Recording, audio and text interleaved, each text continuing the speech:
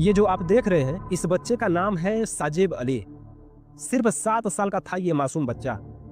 आंखों में सपने थे, खेलने की मस्ती थी, लेकिन अब ये सिर्फ इन तस्वीरों में है। सोचिए, 7 साल की उम्र में किसी बच्चे के पास क्या होता है। इस बच्चे की क्या गलती हो सकता है? एक किताब, दूसरा खिलौना, तीसरा छोटी सी हंसी। लेकिन साजिब अली से ये सब छीन लिया गया। वो भी किसी गैर ने नहीं, बल्कि उसी के पड़ोसियों ने।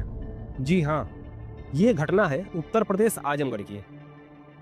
पड़ोसी शैलेंद्र निगम और राजा निगम, इन दोनों ने मिलकर 7 साल के मासूम बच्चे साजिब अली की हत्या कर दी और उसके लाश को अपने घर के आगे गेट पर बोरे में बांधकर लटका दिया। इस बच्चे के घर के आंगन में जहां उसके खेलने की आवाज गूंजती थी, अब वहां सिर्फ सन्नाटा है। इस बच्चे की मां की आंखें सूख चुकी है रो रो कर। एक पिता के हाथ खाली हो चुके हैं। इस मासूम बच्चे की मां ने बताया, पड़ोसी अक्सर उसे टॉफी और चॉकलेट का लालच देकर अपने पास बुलाता था। उस पर बहुत भरोसा था। कभी नहीं सोचा था कि पूरा परिवार मिलकर इस मासूम बच्चे की हत्या कर देगा। इस मासूम बच्चे के पिता ने बताया कि पड़ोसी से कुछ जमीन का विवाद था, लेकिन वो बहुत साल पुरानी है। उस मां के दिल से पूछो, जो हर सुबह हर रात एक ही सवाल उनके दिल को चीरता है। आखिर क्यों उनके मासूम के साथ ऐसा क्यों हुआ? हम अक्सर सोचते हैं कि पड़ोस, रिश्तेदार या जान पहचान वाले तो भरोसेमंद होते हैं, लेकिन इस घटना ने साबित कर दिया कि चेहरों के पीछे छुपे दिल को पहचानना कितना मुश्किल है।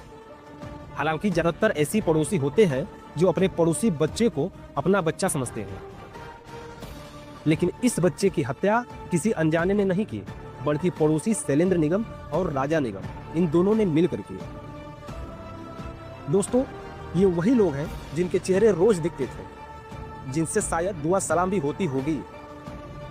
जब जांच हुई और सामने आया कि इन्हीं दोनों ने इस मासूम की जान ले ली।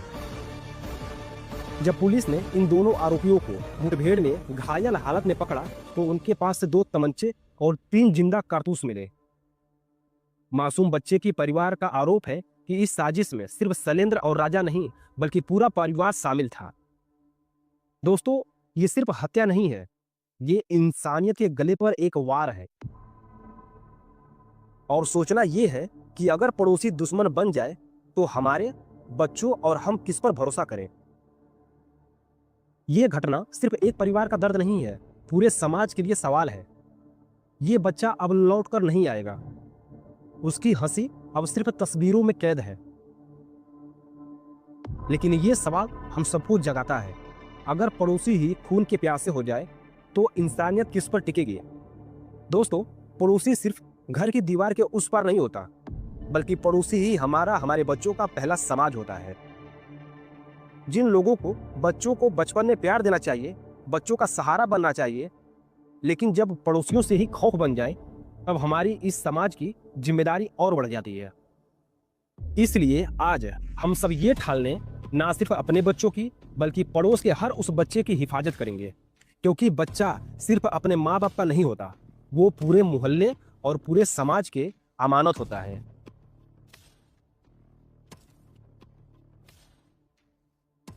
याद रखिए, इंसानियत की असली जीत तभी होगी जब पड़ोसी, रिश्तेदार और समाज सब मिलकर इन छोटे छोटे मासूमों की ढाल बनेंगे, और तब कोई साजिब इस तरह से दुनिया से नहीं छीना जाएगा।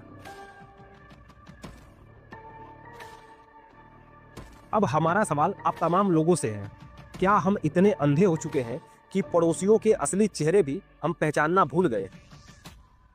और क्या हम अपने बच्चों को सिर्फ किस्मत के भरोसे छोड़ देंगे, या समाज बनकर उनकी ढाल बनेंगे?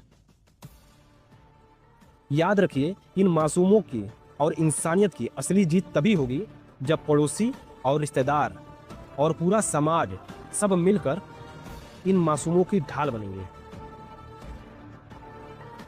और तब कोई साजिब इस तरह से दुनिया से छीना नहीं जाएगा।